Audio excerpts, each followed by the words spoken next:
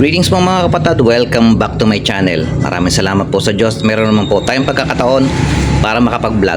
Kung bago ka pa lang sa aking YouTube channel, welcome sa Kuya Makel. Ang paksa po natin for today is paano po ba maglinis ng slow jet o idle jet ng ating mga carb na hindi na siya kinakalas. Yan mga kapatid, na hindi na kinakalas itong ating carb na ito. Paano tayo makakapaglinis ng slow jet? Yan. Kung interesado po kayo, watch this video. Sa mga bago pa lang po sa aking channel mga kapatid, ito po yung itsura ng ating slow jet. Yan, or idle jet. Iba-iba po siya ng sizes, iba-iba itsura. Kaya kagaya ito pang 2E. Ito sa mga pang 2E din na pang manual choke, sa mga 4K carb, 5K carb, ganito yung mga jets, yung slow jet. Yan, ito yung itsura nila. Iba-iba yung sizes nila tsaka itsura. Dito sila usually located dito sa ating accelerator pump. Yan, dito sa accelerator pump. Mga kapatid, ng accelerator pump po ay isang buong sistema po yan.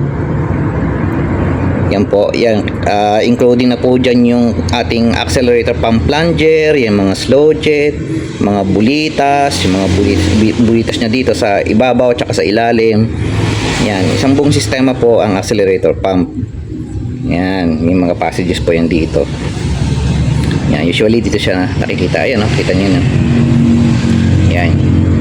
Kailangan natin ng screwdriver para matanggal yung slow jet. Ngayon po mga kapatid, kailan ba po natin ito kailangan linisin yung ating slow jet from idle jet o slow jet. Idle meaning sa minor. Halimbawa po mga kapatid, biglang nawalan ng minor yung ang ating carb, kailangan natin try natin linisin yung ating slow jet. Baka ito yung nagiging probable cause kaya wala pong minor, kasi usually po yan maaaring nagkaroon ng bara o dumi sa loob. Kaya ito natin ganito, yan yun. Yan, ganito po siya. Panundot ko ng aking slow jet. Yan, kitang-kita nyo yan. Yan, sinusundot ko siyang ganyan. Yan, minsan kaya ayaw mag-idle, nagkakaroon siya ng bara. And usually pag nililinisin natin to, kailangan natin kalasin. Paano natin malilinis to kung hindi natin kakalasin, kung hindi natin susundutin? Yan ang ituturo ko sa inyo yung mga kapatid, yung malilinis natin yung ating slow jet na hindi siya kinakalas. Yan. Bali, paano po ba ang gagawin natin? Bali mga kapatid, nangyayari niyan, kailangan natin ito. Yan, ito po ay part ng ating magnetic switch. Yan, magnetic switch o solenoid valve. Bali mga kapatid, kung meron kayong sira na solenoid valve, so wala kayong ibang gagawin kundi i-cut lang dito yung solenoid valve. Yan, ginawa ko, inibita ko ng Dremel tool. Yan, hanggang sa patanggal ko siya. Kung wala man kayong Dremel tool, try nyo mong gamitan ng lagaring bakal, baka makat nyo siya. Ayan. Tapos pagka meron na kayo ng ganito, ayan, pakikita nyo, para siyang naging adapter mga kapatid. Yan, para siyang adapter. Kaya mangyayari mga kapatid, gagawin natin, tatanggalin natin yung, halimbawa nasa makina siya nakakabit. Bali mga kapatid, wala tayong gagawin kundi itanggalin natin yung ating solenoid valve. Yan, itong mga kapatid, mahigpit to kanina, niluwagan ko lang. Yan, pagpasensyaan nyo na biglang dumilim na wala yung ilaw, mainit kasi dito, nag-iinit yung aking cellphone, pero maliwanag pa naman. Yan. Yan, pag na-remove na natin to, tayong ibang gagawin kundi ikakabit natin tong ating parang adapter na to. Yan, maganda mga kapatid, lalagyan nyo ng o-ring ha. Yan, lagyan nyo ng o-ring. And then papasok nyo lang to dito, i-insert nyo lang yan, kahit hand tight nyo lang, pwede na po yan mga kapatid. Yan, pag na hand tight na po natin mga kapatid, ayan, next step natin pwedeng gawin mga kapatid is kukuha tayo ng carb cleaner. Yan, carb clean. Ayan, pwede ipasok lang natin itong nozzle dito sa loob, and then spray lang natin. Okay na mga kapatid, oh. So mali, sa ganun pamamara mga kapatid, o less trabaho mga kapatid, nalilinis na natin yung slow jet na hindi siya kinakalas. Yan, kung meron man kayong kung meron kayong air compressor, ayan, halimbawa may air compressor kayo, ano nyo lang, bugahan nyo lang siya, pwede, malilinis nyo na yung inyong slow jet. Yan. And maganda nyo mga kapatid, pagka halimbawa yung parang halimbawa sa biyahe kayo, biglang ganyan nangyari, biglang nawala yung minor ng sasakyan nyo, ayan, di kabit nyo lang yung ating pinaka adapter na yan. Tapos meron kong pump na ganito sa laruan, pang ng lobo. Pump ng lobo. Ganda niyang pang mga kapatid, na natuwa nga ako dito eh. Ayan. Lakas din naman bumuga ng hangin. Pag dinirekta mo siya dito, pinamp mo siya. Ayan. So ayan mga kapatid, malilinis natin ng bahagya yung ating slow jet. Yan, malilinis natin siya. Yan, maganda rin na meron tayong ganito sa ating sasakyan para in cases of emergency. Yan. Yan, napaka useful nitong ating ginawa nito sa ating carb, yung ganitong putol na solenoid valve.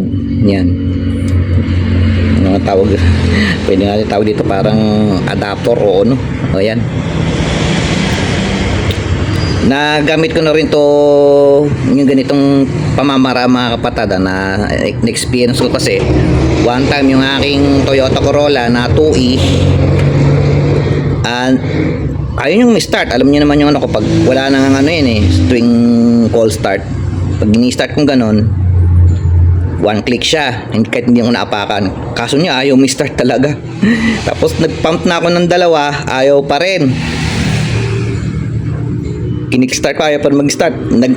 Halos naka-anim na ako na pump, wala pa din, ayaw pa rin niyang umandar. Kaya ginawa ko, chinek ko yung makina natin, chinek ko yung carb, tinanggal ko yung air cleaner. Tapos mga kapatid, di halimbawa ito siya, nakaganon siya, chinek ko kung nagpapump ng gasolina sa loob dito sa ating primary side, yung may maliit na parang tubo, pinapump ko na ganon, wala, nakatatlong pump na ako na ganon. Direv ko siyang ganun, direv ko siya para mag-pump, walang lumalabas na gasolina. Kaya ayun, itong ganitong procedure ginawa ko, ilagay ko to, tapos carb cleaner. Ayun, after that umistart agad mga kapatid yung yung Corolla ko. So nakakatulong siya sa nagkaroon siya ng hard starting issues. Ayan, pag nawala ng minor, yan. Tsaka maganda rin siyang procedure mga kapatid. Halimbawa, yung nag-change oil kayo, di once in a while, ganun ang gawin nyo para malinis nyo yung malinis nyo yung ating carb. Yung nga, pag halimbawa sa umaga, kailangan nyo pang bumomba ng 6 na beses, 10 beses, ayaw pa rin mag-start. Try nyo to.